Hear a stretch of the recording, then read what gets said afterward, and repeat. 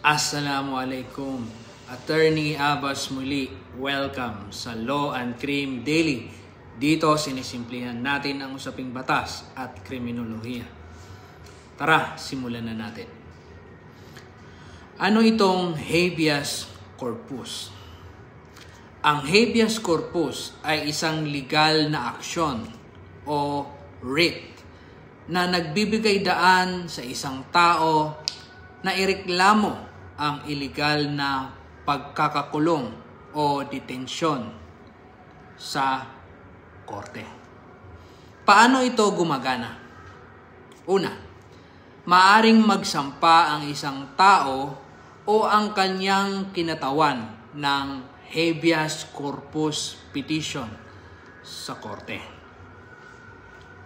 Ang korte naman ay mag-uutos sa taong may hawak sa detainee o custodian na ipakita ang detainee sa korte. Pangatlo, susuriin ng korte kung legal ba ang pagkakakulong ng tao. Ang layunin nito ay magbigay ng mabilis na remedyo sa sinumang nawalan ng kalayaan ng walang legal na dahilan.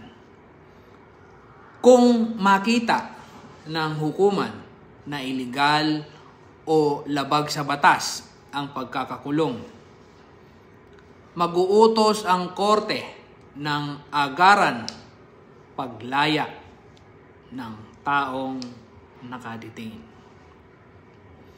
May natutunan ka na naman ba ngayong araw?